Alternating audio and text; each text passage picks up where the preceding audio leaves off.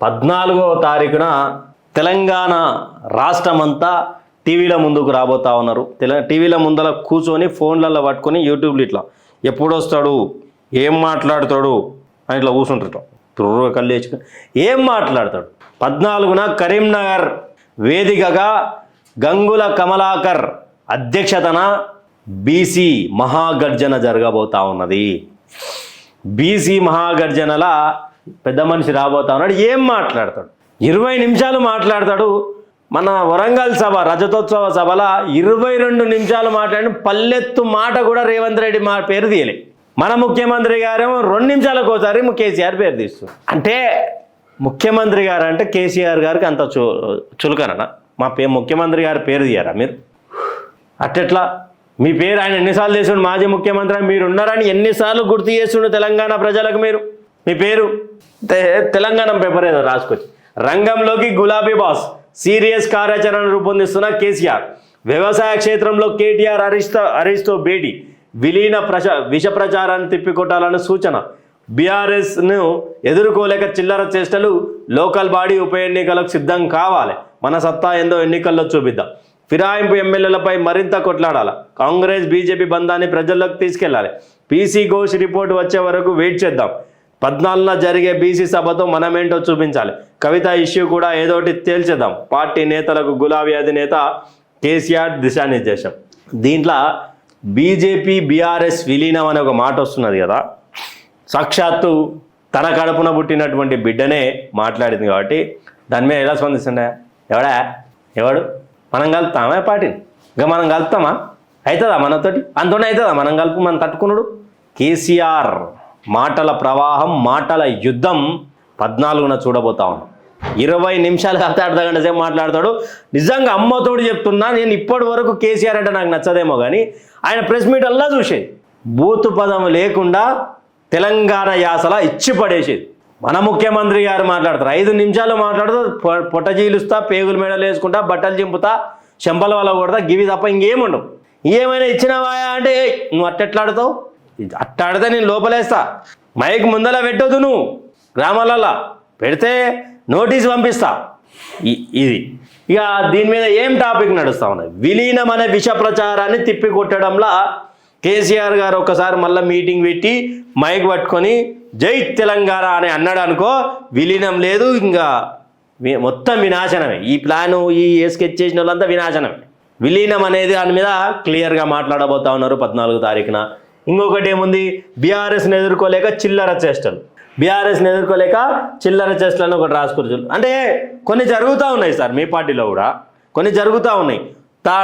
ఆయన ఒకటి అంటుంటే ఈయన ఒకటి అనుడు, మీరే తిట్టుకునుడు, మీరు తిట్టుకున్నది బయటకు వచ్చి మాట్లాడు, ఇవే జరుగుతూ ఉన్నాయి. ఫస్ట్ పార్టీ క్రమశిక్షణ దెబ్బతిన్నదేమో అనిపిస్తుంది. మీరు ముఖ్యమంత్రిగా ఉన్నన్ని రోజులు ఏ విధంగా మీ నేతలు నేర్చుకున్నారో ఈరోజు ఆ నేతలు ఆ క్రమశిక్షణ లేరు అనిపిస్తుంది సార్. అయితే ఇంకొకటి, లోకల్ బాడీ ఉప ఎన్నికలకు సిద్ధం కావాలి. లోకల్ బాడీ ఎన్నికలల్లో గిర్రగీసి చెప్తా ఉన్నా బీఆర్ఎస్ పార్టీకి ఛాన్సెస్ చాలా చాలా చాలా ఎక్కువ ఉన్నాయి. నేను సొంతంగా చెప్తున్న మాట కాదు ఇది.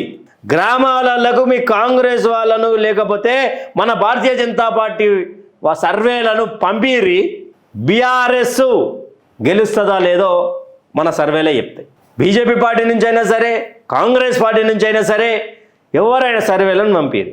లోకల్ బాడీ ఎన్నికలల్లో ఆ ఊపు వచ్చింది అంటే అప్పుడే బాగుండే పెద్ద సారు అని పాట ఉంటుంది.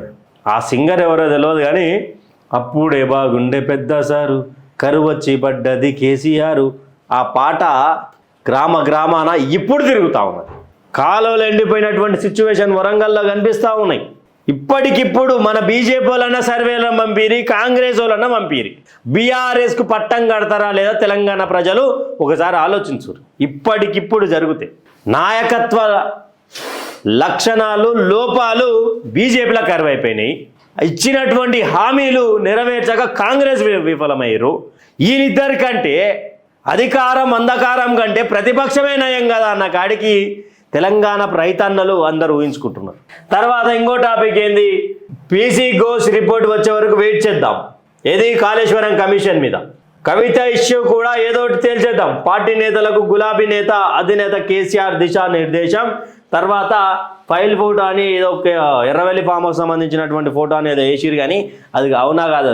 బీఆర్ఎస్ పార్టీపై జరుగుతున్న తప్పుడు ప్రచారం సమర్థవంతంగా తిప్పికొట్టడం, కాంగ్రెస్ బీజేపీ మధ్య ఉన్న స్నేహబంధన అంటూ ఇదే పాయింట్లను ఇక్కడ తీసుకొని వచ్చారు. అయితే కవిత గారిలాగా పార్టీ మీద కానీ ఇదే విలీనం మీద కానీ ఎవరైనా మాట్లాడి ఉండుంటే సామాన్య కార్యకర్తలను పక్కన పెట్టండి, ఎమ్మెల్యేలే, మాజీ ఎమ్మెల్యేలో మీ ఇంటి బిడ్డ కాబట్టి ఈరోజు వరకు సస్పెన్షన్ అనే ఒక నోటీస్ పంపాలా, సస్పెండ్ చేయాలా. అదే పార్టీకి సంబంధించి పార్టీలో కష్టపడ్డటువంటి ఎమ్మెల్యే కార్యకర్త నుంచి ఎమ్మెల్యే గెలిచినటువంటి ఏ అభ్యర్థి అయినా మాట్లాడితే సస్పెండ్ చేయకపోదునా? తెలంగాణ ప్రజల ఇదో క్వశ్చన్ మార్క్ అయిపోయింది. ఓహో వీళ్ళు ఒకటే అనే ఒక ఊహలకు వెళ్ళిపోతా ఉన్నారు పెద్ద సారు. ఆయన బిడ్డకు ఒక న్యాయం, అదే మన బిడ్డల బడుగు బలహీన వర్గాలకు సంబంధించినటువంటి బిడ్డలు ఎవరు ప్రశ్నించినా సస్పెండ్ చేస్తుండే కదా అనే బలమైన నినాదం లోపలికి చొచ్చుకుంటున్నారు సార్. దీని మీద మీరు కవిత ఇష్యూ మీద మనం ఏదో ఒకటి తేల్చేద్దామని చెప్పేసి మాట్లాడి కవిత గారిని సస్పెండ్ చేసేంత దమ్ము పార్టీకి ఉన్నదా? అట్లే ఉంచుకుంటే మిగతా నాయకులకు చెడదని, ఆమెకో న్యాయం మనకో న్యాయం అనే ఆలోచన రాకుండా ఉండదా? ఆలోచించాలి దీని మీద. కానీ మొత్తానికైతే 14వ తారీఖు ఇక టీవీల ముందల ఫోన్ల ముందల కేసీఆర్ ఏదైతే అంటే రజతోత్సవ సభల కొంచెం నిరాశపరిచిండు, ఏమి మాట్లాడతాడో అనుకున్నటువంటి కేసీఆర్ ఏం మాట్లాడకుండా పోయిండు. చాలా బాధ కలిగించింది చాలామంది తెలంగాణ ప్రజానికాని అందరికీ. ఆయన లీడర్గా అందరికి నచ్చకపోవచ్చు, కానీ మాటల మాంత్రికునిగా అందరికి నచ్చుతాడు. ఆయన చెప్పే సామెతలు కావచ్చు, ఆయన చెప్పేటువంటి తెలంగాణ భాషలో ఆయన చెప్పేటువంటి సామెతలు, ఆయన చెప్పేటువంటి